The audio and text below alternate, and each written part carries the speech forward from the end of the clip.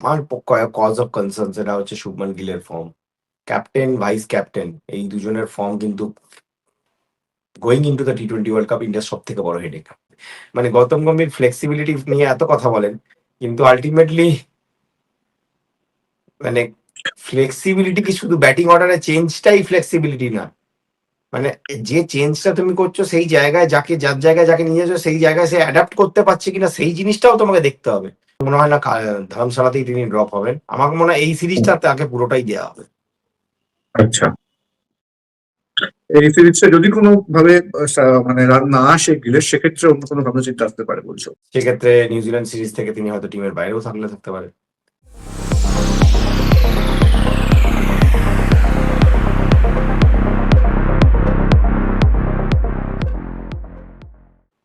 নমস্কার, উইলোর উইলে আবার আপনাদের সকলকে স্বাগত জানাই। আজকে আবার আমার সামনে রয়েছেন সন্দীপন ব্যানার্জি। সন্দীপন, উইলোর উইলে তোমাকে স্বাগত। ধন্যবাদ।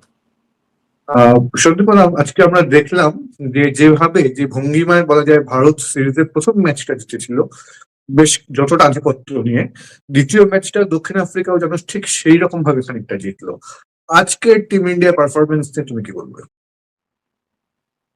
হ্যাঁ, মানে সাউথ আফ্রিকা জিতলেও ১০১ রানের মার্জিনের সাথে আজকের মার্জিনে একটু ডিফারেন্স আছে। বাট হ্যাঁ, মানে আধিপত্য তো সাউথ আফ্রিকার ছিলই। আধিপত্য হুম, তারা ব্যাটিং এ আধিপত্য দেখিয়েছে। তাদের বোলিং এ আমরা দেখলাম হুম, ওভারঅল। আ আজকে আমার ম্যাচটা মনে হলো, দেখুন বোলারদের একটা খারাপ দিন। অফ ডে ছিল বোলারদের। হুম, আ হুম, তাছাড়া আমার মনে হয়েছে আমি মোস্টলি আজকে যেটা আমার কজ অফ কনসার্ন সেটা হচ্ছে শুভমান গিলের ফর্ম।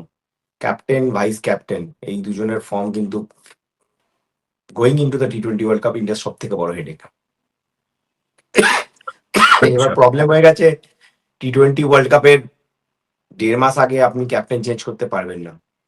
হুম, তো সুরিয়াকে টিমে রাখাটা আপনার এখন একটা মানে কি বলবো?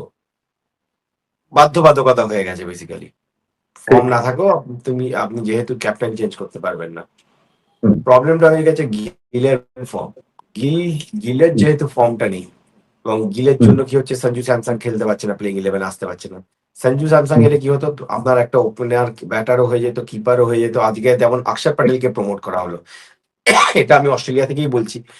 সঞ্জু স্যামসং এর যখন টিমে ছিলেন তিনি ফার্স্ট চয়েস কিপার ব্যাটার। তার একটা রোল ছিল আর্লি উইকেট পড়লে সঞ্জু স্যামসংকে পাওয়ার প্লেতে ওপরে ব্যাটিং করানো হবে। কারণ তিনি পাওয়ার প্লেতে মানে মানে কি স্ট্রাইক রেট অনেক ফিল্ডারের ভালো। উপর দিয়ে শট গুলো ভালো মারেন। পাওয়ার প্লের জন্য তিনি আইডিয়াল ব্যাটার।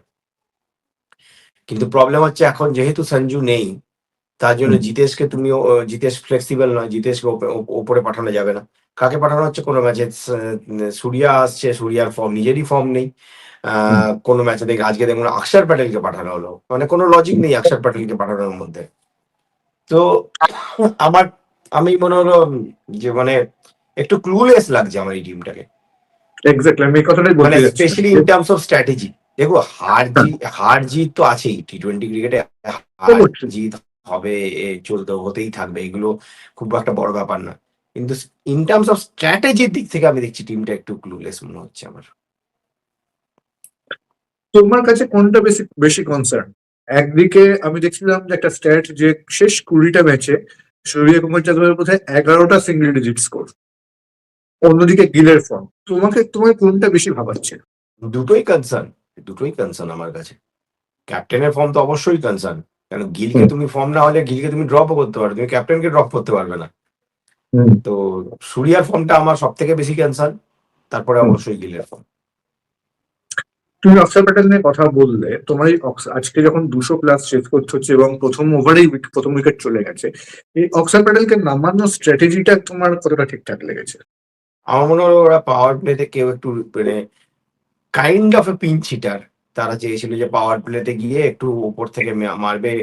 পাওয়ার প্লেতে ৭০-৮০ রান হবে। কিন্তু তার জন্য তারা কোনো একটা প্রপার ব্যাটারকে স্যাক্রিফাইস করতে চায়নি। এবার আকসারকে তারা পাঠানোর আমার ওইটাই লজিক মনে হচ্ছে। যদিও আকসারকে পাঠানো মানে Axar is not a power hitter. আর এমনও নয় যে হুম, পাওয়ার প্লেতে হি ইজ মানে known for hitting you know hmm, over the field and all. তোমার যদি পাঠাতেই হতো তুমি শিবম দুবেকে পাঠাতে। শিবম দুবে তোমার এই টিমের ডেজিগনেটেড পাওয়ার হিটার, কিন্তু ব্যাপারটা হচ্ছে শিবম দুবে পেসের এগেনস্টে ভালো নয়, স্বচ্ছন্দ নন। তো হুম। তো সব মিলিয়ে তোমার কাছে অপশন নেই। মানে গৌতম গম্ভীর ফ্লেক্সিবিলিটি নিয়ে এত কথা বলেন, কিন্তু আলটিমেটলি মানে ফ্লেক্সিবিলিটি কি শুধু ব্যাটিং অর্ডারে চেঞ্জটাই ফ্লেক্সিবিলিটি না, মানে যে চেঞ্জটা তুমি করছো সেই জায়গায় যাকে, যার জায়গায় যাকে নিয়ে যাচ্ছ সেই জায়গায় সে অ্যাডাপ্ট করতে পারছে কিনা সেই জিনিসটাও তোমাকে দেখতে হবে। তুমি হ্যাঁ সঞ্জুকে নিয়ে মানে গেলে মিডিল অর্ডারে, সঞ্জু অ্যাডাপ্ট করতে পারলো না, তো ফ্লেক্সিবিলিটি এখানে তুমি নম্বর পাবে না। তুমি অক্ষরকে ওপরের দিকে খেলানোর ট্রাই করছো, অক্ষর সেখানে অ্যাডাপ্ট করতে পারছে না। হুম, আমি তো বুঝতে পারছি না, হর্ষিত রানাকে ট্রাই করা হলো কি অস্ট্রেলিয়াতেও দেখলাম, টি-20 ক্ষেত্রে আমি বলছি, হুম, হুম, হচ্ছে না, চলছে না। Hmm. Shubman Gill top of the order, এখনো নিজেকে টি-20 ক্রিকেটের সাথে মানিয়ে নিতে পারছেন না। তাহলে কি কিসের ফ্লেক্সিবিলিটির কথা আমরা গৌতম গম্ভীর বলেন প্রেস কনফারেন্স? আর এই ফ্লেক্সিবিলিটি যাদের নিয়ে উনি ভাবছেন তাদের তো সেই দক্ষতাটা থাকতে হবে। আজকে আমার তো অদ্ভুত লাগলো আজকে যদি সূর্য কুমার যাদবের উপর কনফিডেন্স না থাকে, যদি মনে হয় পাওয়ার প্লে আমরা সুবিধাটা নেবো, তাহলে কেন তিলক বর্মন নয়? তিনি তো ভালো হিটার। তিলক বর্মা ভালো হিটার, আমার মনে হলো ওইটাই যে তিলক বর্মাকে তারা স্যাক্রিফাইস করতে চায়নি, যে আমার যদি এই পিন হিটিং এ করতে গিয়ে যদি আমার একটা ব্যাটার উইকেট পড়ে যায়, সেটাও কিন্তু আরো টিমকে ব্যাকফুটে ফেলে দেবে। তিলককে তারা তাই জন্য ভেবেছে যে তিলক যেহেতু পেসটা ভালো খেলে এবং পাওয়ার প্লের পরেও যেহেতু তার মারের হাতটা ভালো, তাই জন্য তিলককে তারা কন্টিনিউ করেছে। আকসারের ক্ষেত্রে কি হচ্ছে, আকসার ডেজিগনেটেড পাওয়ার রিটার্ন নয়, কিন্তু যেহেতু পাওয়ার প্লে ওরা ভেবেছে ফিল্ডের ওপর দিয়ে মেরে দেবে, একটু ওপর দিয়ে মারলে রান হবে, তো এই জন্য আকসারকে পাঠানো হয়েছে, এটাই লজিক আমার মনে হয়। উল্টো যদি আরেকটা জিনিস আমি তোমায় জিজ্ঞেস করি, তুমি তোমার কথার মাঝখানেই বললে যে হয়তো শিবম দুবেকেও পাঠানোর কথা ভাবতে পারতো, কিন্তু যেহেতু পেসের বিরুদ্ধে শিবম দুবে অতটা স্বচ্ছন্দ নয় বা পাওয়ার হিটিং এর বিষয়। কিন্তু একটা জিনিস দেখো, শিবম দুবেকে দুটো ম্যাচেই টিম ইন্ডিয়া এমন একটা জায়গায় নামালো, তখন কিন্তু স্পিন নেই, বা তখন কিন্তু স্পিনে মানে স্পিনার বল করবে এরকম সিচুয়েশন কিন্তু নেই। তবে শিবম সেটাই তো দুবেকে আমারও প্রশ্ন, একটুখানি, হ্যাঁ সেটাই আমারও প্রশ্ন, তাহলে শিবম দুবের ব্যাট হাতে এই টিমের রোলটা কি? হ্যাঁ, মানে যদি তাকে স্পিনারের সামনেই না আনা যায়, না ফেলা যায়, হুম, যেটা তিনি সবচেয়ে ভালো পারেন, হুম, ফ্লেক্সিবিলিটি তো এটাই হবে যে যে ব্যাটারটা যেটা ভালো পারেন তাকে সেই জায়গাটা নিয়ে আসা। হুম, হুম। সেটা হচ্ছে না কেন?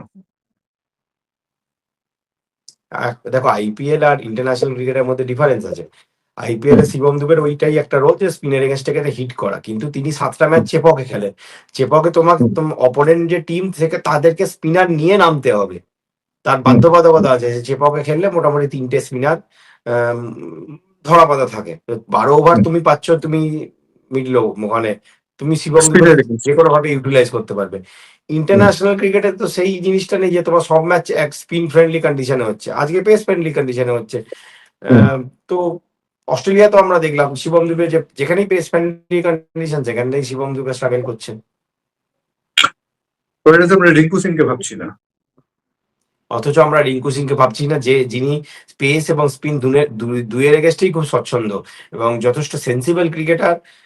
আমার মনে হয় আইডিয়াল ফিনিশারের রোলের জন্য একজন আইডিয়াল প্লেয়ার যাকে গ্রুম করা যেতে পারতো, সে এখন হুম, স্কোয়াডেই নেই। হ্যাঁ। গত বিশ্বকাপে তিনি স্কোয়াডে ছিলেন, বা স্কোয়াডে নয় সম্ভবত ওই আহ, তোমার এক্সট্রা হিসেবে, মানে হুম, যদি প্রয়োজন পড়ে সেরকম ভাবে একটা হুম, জায়গায় ছিলেন। এই বিশ্বকাপে এখনো খুব একটা যে স্কোয়াডে থাকার সম্ভাবনা রয়েছে সেটা দেখা যাচ্ছে না। হুম। তো এবং আর একটা জিনিস আমি তোমায় বলবো, তুমি যদি রিঙ্কু সিং কে নিয়ে ভাবো, তুমি রিঙ্কু সিং কে নিয়ে কথা বলছো, সেক্ষেত্রে তোমার সিক্সথ বোলিং অপশন কি একটা কনসার্ন হয়ে যাবে না? শিবম দুবেকে কি সেই কারণে ভাবা হচ্ছে? মেজরলি তাই, কিন্তু তুমি যদি আরশাদীপ আর বুমরা, তার সাথে হুম, হার্দিক, 3টে হুম। পেসার নিয়ে নামো ইন্ডিয়ান কন্ডিশনে, আমার মনে হয় মোর দেন এনাফ।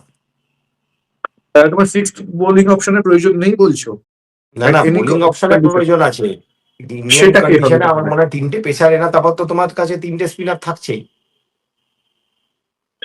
হ্যাঁ, কিন্তু সেই মানে তৃতীয় আমি স্পিনারটা কে হবে?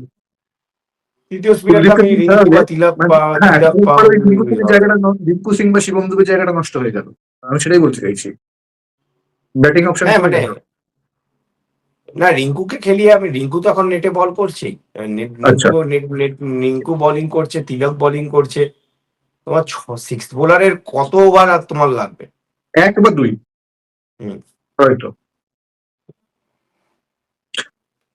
আর বোলারদের তুমি অফ ডে বললে সেটা ঠিক কথা, কিন্তু এতটা চেঞ্জেস কেন হলো? মানে যেখানে আগের দিন তারা 75 অল আউট করে দিল অপোনেন্টকে, সেখানে আজকে 213। কেন এতটা এতটা পুরোটাই অফ ডে, নাকি খানিকটা পারফরমেন্সের সমস্যা রয়েছে? পারফরমেন্সের অবভিয়াসলি পারফরমেন্স গ্রাফটা নিচে গেছে, সেটা নিয়ে কোনো সন্দেহ নেই। হুম, যদিও তুমি দেখো কিন্তু বরুণ চক্রবর্তী নিজের কাজ করে দিন, 29 রানে 2 উইকেট ঠিক 4 ওভারে, হাই স্কোরিং ম্যাচে। ঠিক ঠিক। তো পেসারদের ক্ষেত্রে আর একটু একটু হয়তো আমরা পাওয়ার প্লেতে যতটা উইকেট এই উইকেটে ম্যাচ ভেবেছিলাম যে এই কন্ডিশনে পাওয়ার প্লেতে যতটা আমাদের বোলাররা সাকসেসফুল হবে ততটা হয়নি। হুম, বুমরার নিউ বলে উইকেট না নেওয়া, 2 ওভার বল করেছে মনে হয় আজকে পাওয়ার প্লেতে, জানি না আমার হুম, এক্স্যাক্টলি, আমি পুরোটা ম্যাচ দেখিনি। আহ, তো আগের ম্যাচেও আমরা দেখলাম যে বুমরা পাওয়ার প্লেতে কিন্তু উইকেট পায়নি, বুমরা উইকেট পেয়েছে second half of the innings. Hmm, তো সেক্ষেত্রে বুমরার নতুন বলে যতটা ইম্প্যাক্টফুল বুমরাকে আমরা এক্সপেক্ট করি ততটা ইম্প্যাক্টফুল না হওয়া, হুম। তো সেই সবই একটা এক একটা কিন্তু রিজন। আমার মনে হয় সাউথ আফ্রিকা ভালো ব্যাটও করেছে। হ্যাঁ, অবশ্যই অবশ্যই। আর অর্শদীপ সিং এর রান দেওয়াটা নিয়ে লাস্ট 3 ওভারে ব্যাট 49 রান হয়েছে। ডে। আম, মানে অর্শদীপ সিং কে আমি এই জন্যই বলি যে টি-20তে তিনি ভালো বোলার, কিন্তু একটু পেসটা একটু বেশি হলে, আর একটু বেশি জন্য হলে ভালো হয় আর কি। আচ্ছা আচ্ছা। কিন্তু অর্শদীপ হোম গ্রাউন্ড তার, এইখানে তিনি প্রচুর ম্যাচ খেলেন, তার থেকে বেটার এক্সপেক্ট করেছিলাম আমি। ওকে। অর্থাৎ মোটের উপর তুমি যে এখন অব্দি কথা বললে তাতে খানিকটা হতাশ আজকের পারফরমেন্স নিয়ে টিম ইন্ডিয়া। এখান থেকে তুমি আগামী মানে সিরিজের নেক্সট পার্টে কি দেখছো? না, একটা জমজমাট সিরিজ হচ্ছে। সাউথ হ্যাঁ, আফ্রিকা সে তো কিন্তু এই অবশ্যই। পুরো ট্যুরটাই যদি তুমি দেখো, হ্যাঁ, এখনো কিন্তু সাউথ আফ্রিকার পালরাই মানে সাউথ আফ্রিকার পারফরমেন্সটা ইন্ডিয়ার থেকে বেটার পুরো ট্যুর, আমি হোয়াইট ঠিক বল রেড বল মিলিয়ে বলছি। ঠিক। নেক্সট ম্যাচে আমার মনে হয় ধর্মশালাতে ডিউটা আরো বড় ফ্যাক্টর হবে। ঠান্ডার, হুম, কেননা ওখানে তো ওই মেঘ ফেক চলে আসবে, এত ঠান্ডা এখন হিমাচলের এই সময় শীতকালে ডিউটা বড় ফ্যাক্টর হবে। মানে বল গ্রিপ করা সেকেন্ড হাফে ডিফিকাল্ট হয়ে যাবে, ক্যাচিং এগেন ডিফিকাল্ট হবে। হাই স্কোরিং ম্যাচ আরেকটা হবে হয়তো ধর্মশালাতে। আচ্ছা। তোমার কি মনে হয় এই ম্যাচের পরে এবং ব্যাটারদের যে পারফরমেন্স হচ্ছে তাতে পুরো একটি ভারতীয় টিমের কম্বিনেশনে কোনো পরিবর্তন আসতে পারে বলে তোমার মনে হয়? এই ম্যাচের পরে পারফরমেন্সে, হ্যাঁ, পরিবর্তন তো মনে হয় আসবে, একটা বোলিং এ কিছু পরিবর্তন আমি এক্সপেক্ট করছি। আচ্ছা। শিবম ওকে। দুবের জায়গায় হয়তো আরেকটা কোনো, আবার অপশনও তোমার কাছে বেশি নেই। হুম, রিঙ্কু থাকলে আমি বলতাম যে রিঙ্কুকে ট্রাই করা যেত, কিন্তু রিঙ্কু তো স্কোয়াডেই নেই। হুম। আর যেখানে নিশ্চয়ই ধর্মশালা, যেখানে কুয়াশা বা মেঘের একটা প্রভাব হতে পারে, সেখানে নিশ্চয়ই এক্সট্রা স্পিনার খেলানোটাও জানি না কতটা ঠিকঠাক হবে। মনে হয় না খেলাবে, মনে হয় না খেলাবে। আর গ্রাউন্ডটাও ছোট, মানে হুম। ফিল্ড অফ প্লেটা খুব বড় নয়। আমার মনে হয় না যে ওখানে এক্সট্রা কোনো স্পিনারকে খেলানো হবে।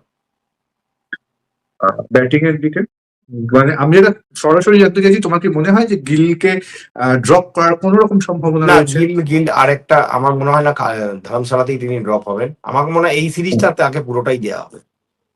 আচ্ছা।